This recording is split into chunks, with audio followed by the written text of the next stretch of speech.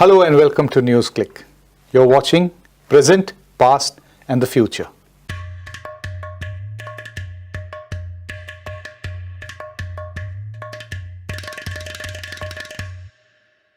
And the future. Much of Hindu nationalistic politics is built around the argument that injustices perpetuated on Hindus in 1200 years period of Gulami or slavery in medieval India have to be undone. This period is depicted as virtual struggle for freedom because Muslim emperors ruled during this era. They are accused of establishing Islamic rule in India. It is claimed that since 2014, India is beginning to come out of this liberation struggle because we now have a Prime Minister who proudly proclaims his Hindu nationalistic orientation. It is difficult to logically argue against one-dimensional theories on history. It is futile to contend that religious persecution was not the primary objective of rulers. In medieval states, many members of the ruling classes, including some of the finest generals, were Hindus. Hindu nationalistic hypothesis is based on history as stories of emperors and religious identities. People's identities, state character and policies are ignored because these do not fit political binaries. In Hindu nationalistic misrepresentation of medieval India, expletives are reserved for so-called invader kings and Mughal emperors. Invader kings are portrayed as villains whose sole intention was to plunder and return with captured goodies. Mughals are targeted because the dynasty ruled for the longest duration. In contemporary politics, Babur and Aurangzeb are most vilified. Babur chiefly for allegedly ordering the demolition of the Ram temple at Ayodhya, and Aurangzeb for being an Islamic despot. In contrast, Jalaluddin Muhammad Akbar, or Shahenshah Akbar as he is popularly called, has been given the epithet of great and his memory enjoys considerable public goodwill. Almost 8 decades ago, in 1941, a reader of Times of India wrote a letter to the editor. He praised Akbar, calling him great Indian soldier, statesman, and the greatest Indian nationalist of all time.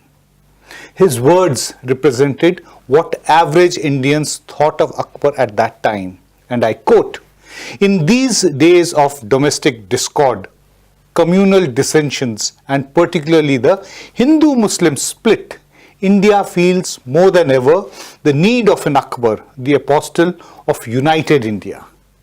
Does it appear that he was talking about today's India? In contrast to this sentiment, Defense Minister Rajnath Singh in 2015 asked very provocatively why Akbar was great and why not Rana Pratap. His views were transmitted on the Sangh Parivar Tom-Tom messaging system. The campaign to vilify the great Mughal continues. Yet, folklore is full of tales from Akbar and his life. Everyone has a favorite Akbar Birbal story. Even Prime Minister Narendra Modi narrated a story with links to the Mughal emperor to me when I was writing his biography. His village, Vadnagar, was home to legendary sisters Tana and Rivi. According to the lore, they sang Rag Malhar to douse flames after Miya Tansen's powerful rendering of Rag Deepak for the emperor. But was Akbar actually great or was he not so great? No historical character we all know is linear, yet their portrayal in contemporary world is often very unidimensional. A balanced reading of Shahenshah Akbar is essential in today's India because adversaries use him as shield or weapon. Manimugdha Sharma, historian, author and journalist, will help us decode Jalaluddin Akbar's multi-layered life and contribution to Indian governance and development. His much acclaimed book, Allahu Akbar, Understanding the Great Mughal in Today's India, was recently published. significant portions of what have spoken so far are drawn from here. Welcome Mani Mugdha to this program. It's really wonderful to speak to somebody who has actually written a very scholastic book on truly a great Indian who's being very misrepresented in contemporary India. Now, when somebody like us, we were growing up, Akbar was the great. The title given to him only to Emperor Ashoka besides Akbar. In popular culture also, Akbar has been considered to be a very powerful person, but over the decades, there has been a gradual transition. Akbar does not have the kind of image which he was there. There's been a very sustained campaign. As somebody who is a virtual biography, also with a huge amount of, setaways, moving asides. How do you look at how Akbar's image has undergone a transformation in the last few decades? Okay. First of all, I'm delighted to be here, and I'm glad we are talking about Akbar, because it is these conversations that really should happen. Yeah. What has been happening in the last few years is that we no longer have a conversation. It's just a monologue which is served to us, which says that, okay, Akbar was as tyrant as Adolf Hitler. I mean, that is one example which was given, a comparison that was made by a spokesperson of the Bharatiya Janata Party. True.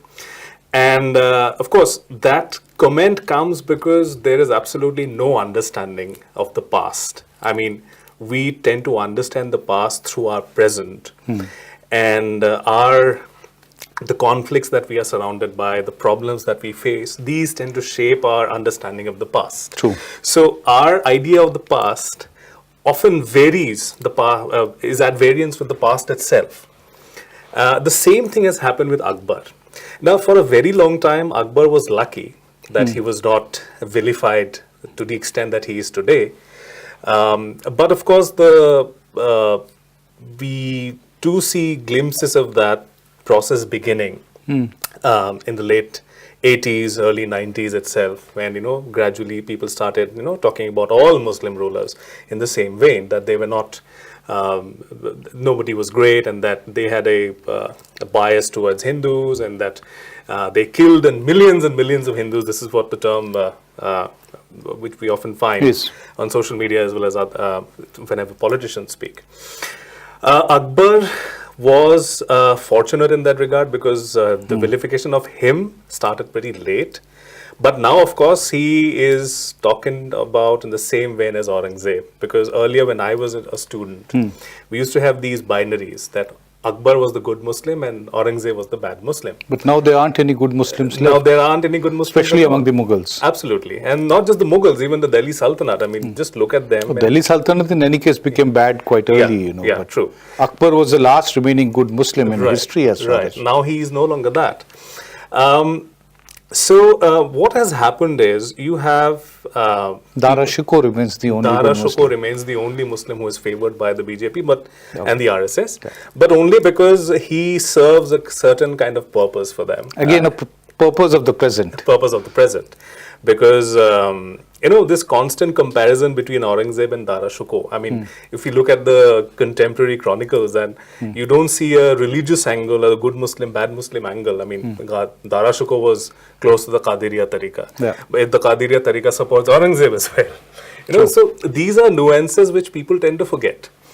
With Akbar, he was the only good Muslim left, as you would agree that he was the only good Muslim left. Now he is no longer a good Muslim, and this was done deliberately because he is the only other emperor who is considered to be great apart from Ashoka. So now you have to actually present the entire dynasty as a bad dynasty. So the Mughals were bad because it's very integral. The 1200 saal ki gulami is something straight out of a speech of Mr. Modi, which I heard personally in 2012. That is why I use 1200.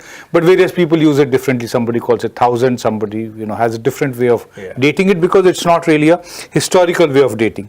But moving on, there's something very interesting which I found, in your book, that when you constantly, because it's present and past, you constantly shuffle between the present and past. So you're looking for Akbar in modern times. You're looking for other rulers also in modern times. You're also seeing that present leaders, how to to which emperor in the past are they have certain similarities? Rahul Gandhi, you say, has in his public behavior at least, has certain very striking similarities with Akbar. When it comes to Modi, you talk about him being close to Ghiyasuddin Balban and Aurangzeb, very controversially. Yeah. I would like you to elaborate on this. Okay. So,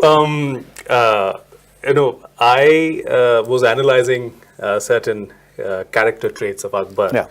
And he was a very informal sort of a man, at least in the early part of his reign.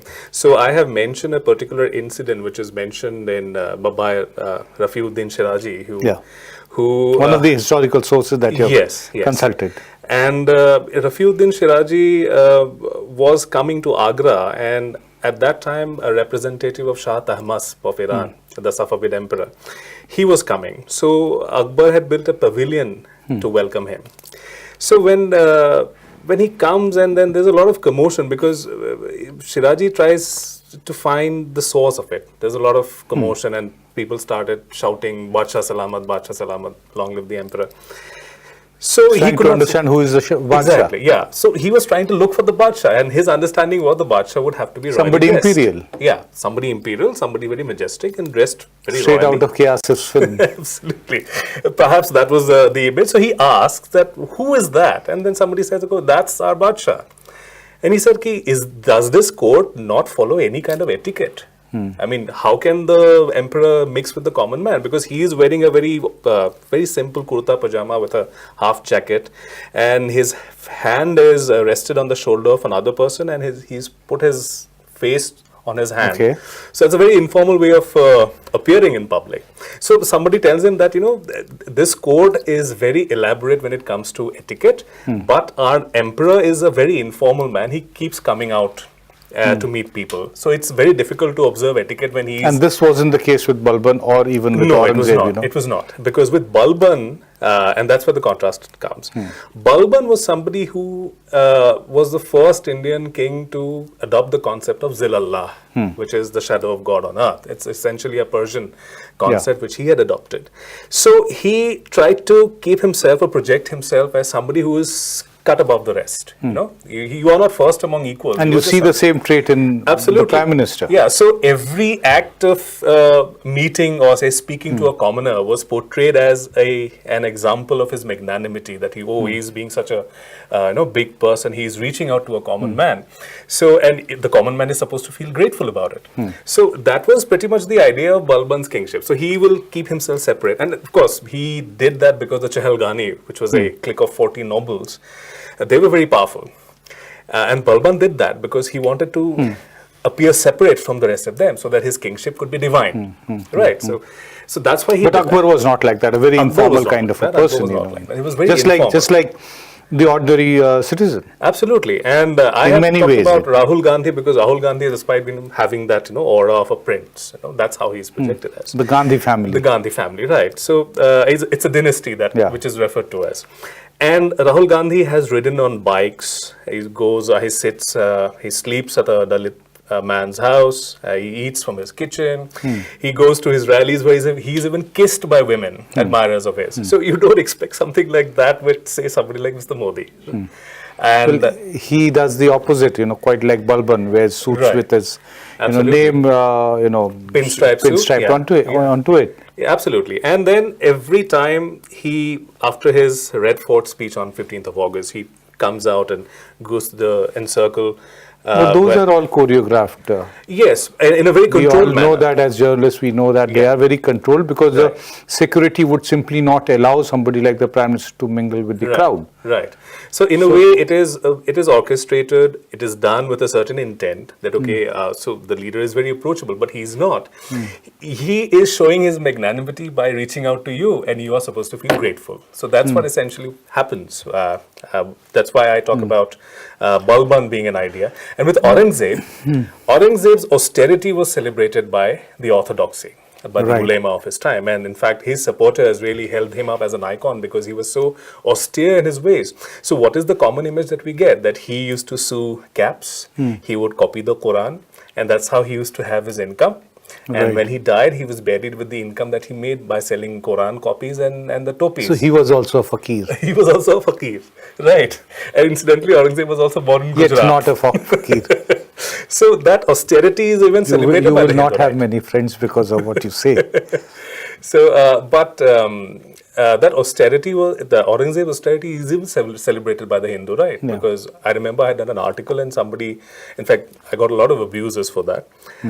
But then somebody also wrote that, you should have talked about, these things about Aurangzeb because, these are nice things, that he was so virtuous, he was so austere, he was so... So even the topis. bad Muslim had some good qualities. Right. Yeah. And the austerity aspect we see even in Mr. Modi, because when he goes to meet Obama in the White House, he's observing his Navratri fast. So, despite a rich banquet being hosted in his honor, he's having only So warm it's water and forsaking lemon juice. something. Yeah. Yeah. So, and So that he's is celebrated. above worldly pleasures. Absolutely. And that is what is celebrated and, hailed that, okay, look That for the creates, first time. that creates a moral halo. Right. Now let's try to move further.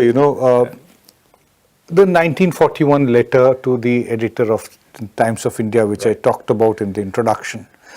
Why is it, what did Akbar do that it evokes that kind of a sentiment in an average Indian, that he can save us from the impending doom which was clear in the beginning of 1940s? We all knew, if you actually read through the history, that sensitive Indians of the time knew from the 1940s onwards that what lay in store for the country. Right. Maybe not the final contours of partition and all that, but knew that communal conflict is here to stay and only going to intensify. And only Akbar can actually come and save it. What was it that Akbar did that generated such hope and expectations from him? Right. See, Akbar's image, at least till that time, was of a remarkably open-minded ruler who united different peoples under the same, around his throne, and offered them a platform for people of different faiths and beliefs and ideologies to stand together. That was made possible because of this concept of Sulh-e-Kul, universal brotherhood, universal coexistence. The Indian idea of secularism, even today, Draws heavily from draws that? heavily from Sulh-e-Kul, Okay. because it's very different from the Western model. Akbar... Yes, secularism in India is not what is there in the English dictionary. No, it is not. It is a pluralistic state. Yeah. So we have, we tolerate and we don't finance or propagate any religion, but that's going by the definition of the constitution. But we don't discriminate on the basis of that, and we allow people to follow their faiths. So Akbar, Sulh-e-Kul tempted people of the time, say in the 1940s, when we saw that there was so much commotion going on and there was so much communal rhetoric that was coming from different sides, and the Congress and the Muslim League were completely falling apart when it came to the idea of a united India. So at that time, Akbar appeared as a ray of hope. So somebody who could actually tell people that religious Yes. identity is not your only identity. Right. You have a far more important identity, and Absolutely. on that basis, you and the other person is the same. Absolutely. And when Akbar was having those conversations with people from different religions at the Ibadat Khana, increasingly he was convinced that the state power and the church power should become separate. So he stops patronage of church activities. By church, I mean religious activities. So the state becomes distant from the temporal power and the spiritual power are completely separated. And so this is what those people were longing for. I mean, that's what gives Akbar his image that of a monarch who tried to unite his different people. So he gave them equal rights. He believed in equal rights. He ended slavery. The people who are defeated, you should not make slaves out of them. They have dignity of life. So these are things that really appeal to people. I mean, of course, you could say that it was the propaganda of the time that these aspects were, augmented, amplified, so that people would think that, okay, this is a great king to emulate. I also maintain in my book that we always can learn from the past, but our past realities cannot influence our present. And we cannot look for a savior in a 16th century emperor. But we do have a problem. He was not definitely, he didn't work in a democracy. Right, absolutely. Yeah. And so we should situate him in his time and context. Right. But at the same time, we do have a problem if a 16th century emperor appears as the better man when compared to 21st century democratically elected leaders. So then would you say that in many ways Akbar was possibly ahead of his time? Absolutely. I say that in my book as well. He was very ahead of his time because he believed in rationality. There are so many aspects, or there are so many conversations that he had in his court which are documented by Abul Fazl and Barauni, which would appear very problematic for very religious minded people even today. The way he says things about the Prophet, and he does not believe in the marriage, which is central to the Islamic understanding of the Prophet, the splitting of the moon. So he actually mocks them in court, and he says that who will believe in all these things today? I mean, it's just impossible. So that upset the ulema of the time, the orthodox, the religious-minded people, and they would upset even people like that today, people who are rooted in religion and their beliefs. He talks about these practices of Hindus where daughters are not given rights. He talks about the concept of dowry, the concept of sati. And he does not like that, and he thinks that this is just crazy. He articulates it very well. In fact, Abul Fazl articulates it on his behalf. But these are very striking things that I came across, and these actually make Akbar very special for his time as well as for our time. There's something very interesting if you look at present, especially when it comes to popular culture. We're talking about cinema, we're talking about TV serials. Of course, K. Asif and Jodha Akbar remain by far the most representative of Akbar's, the image of Akbar in society. Completely different from what we were talking about of him being a very ordinary citizen type, not given to wearing imperial robes all the time. Whereas in the sets, he's always walking as a very stiff persona, not having the kind of fluidity which is there in the sources that you have cited. But if you look at the films and look at the depiction of Muslim rulers, you find you have Aurangzeb, Alauddin Khilji, even Tipu Sultan, being either using very abusive language or being vilified. But Akbar has not really been vilified or has not been shown to be using the kind of language which he actually used, which you say in your book. But do you see that now beginning to happen? See, even today, I mean, greater amount of demonization. That is what Rajnath Singh, of course, started by saying, "Why not Rana Pratap?" Right. So when you talk about the language that he used, of course, he was a very earthy man, and he was probably closer to India, because the common thing that is the argument is that he was a foreigner. Everyone tends to argue on those lines that Mughals were foreigners because Akbar was also a foreigner. Everyone was. But there has to be a point after which a person ceases to be a foreigner. Exactly. The way we celebrate Indians, of people of Indian origin who are doing very well in political career outside India, in other countries, in America or in UK. If we are celebrating them, then we should be open and embrace those people who have come from outside and have gone on to become Indian citizens. As good or as bad Indian citizens as all of us are. Right, true. And in fact, in the movie Jodha Akbar, that movie also tries to make the same point. So you have one exchange where, Jodha set certain conditions that only if Akbar fulfills those conditions, she will marry him. And Akbar comes out and says that हम उनको बता दें हम भी उसी मिट्टी की पैदाइश हैं जैसे कि वो हैं. So that stresses on. So it stresses that he is no longer a foreigner.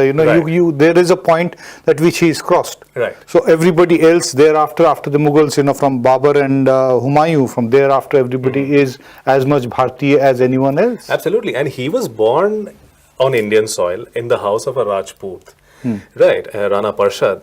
And he was breastfed after his mother by a Hindu woman called Daya Bhawal, right, who was one of the concubines of Humayun. And so you see that identity that he's not foreigner at all. I mean, he is Indian, born on Indian soil. He spoke Hindustani and he used to abuse in Hindustani. I've said that in the book. So this very chaste Urdu-speaking Akbar that we tend to associate Akbar with, thanks to mass media. He was not like that. The court language was different. This language that people spoke in their homes was very different. It's not very different from the language that we speak today. So Akbar was like that, a very informal sort of a person. He could be formal when he wanted to, but he really never needed to be formal all the time. So those images of Akbar contradict with the actual Akbar. And the actual Akbar was much more humane, much more likable than the cine Akbar that we are used to. True. So he was an Indian king. There's no doubt about that. As I come towards the end of our program, last question to you is that, contemporary Indian politics is not something that has happened in the last few years only. This is a process which has been going on for almost 3 decades. From the 1980s onwards, we have seen a greater amount of majoritarian expression becoming, being acceptable in the public domain. In such a situation, what is the relevance of somebody like Akbar today? Well, Akbar shows you the way. Of course, we are talking about the 16th century, but we have to understand that there was still a lot of problems between different communities in the 16th century. There were it is not that everything was harmonious at that point. No. There was conflict. There were also issues related to religion. But it was not the dominating issue. Of course, religion was one of the factors, but now the moment there is a conflict, the first thing you put on the table is religion. Absolutely. Even when there's a crime like murder or rape, you always tend the to religious identity has become the primary basis of social identity. Absolutely. And it was not like that in the past. At least the kind of things that we can glean from the sources tell us that the past was not like that. Of course, religion was a factor, but it was never the uniting factor when it came to conflict. Or just to give you an example, you have, when it comes to Akbar, the story of the conquest of Chittor is often amplified. Yes, exactly. And what is not very well known is that Chittor was defended, the garrison commander was somebody called Jaimal Rathor. Jaimal Rathor was a Merta king, a Merta Rajput. And Jaimal Rathor originally was a Mughal ally. He had asked for Akbar's help to take over the fort of Merta, which had been snatched away from him by Rao Maldev of Marwar. And Akbar sent in his armies, and he was one of the commanders, Jaimal Rathor himself. He snatched the fort back, put the garrison to the sword, and Jaimal Rathor was the one who actually pointed out to the Mughal commander Mirza Sharafuddin Hussain that you should not give them any quarter.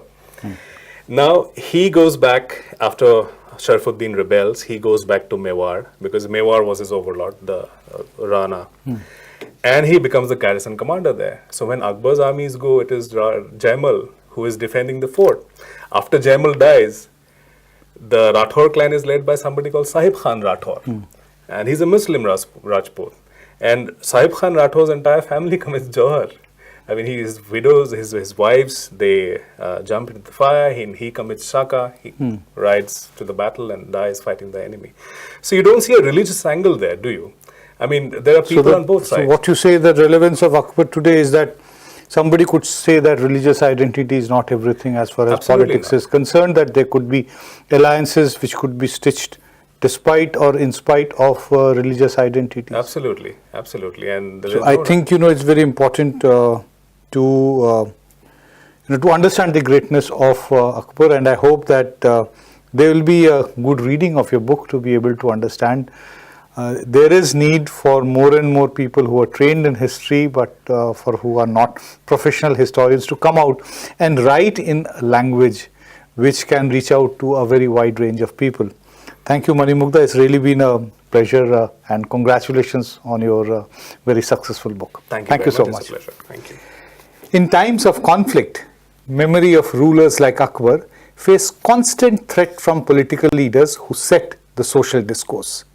The Mughals are constantly depicted as nothing but villains by Hindu nationalists or forces committed to Hindutva. Yet, their leaders have much to worry about. After all, there are still a large number of people like avatars of that letter-writing gentleman in 1941 who hope for an Akbar-like figure to lead the country away from mutual antagonism and hostility. We must remember that even someone like Lala Lajpat Rai considered Akbar as one of the greatest monarchs in history. Akbar had his shortcomings, but then we cannot use the prism of the present to view the past. Thank you for watching.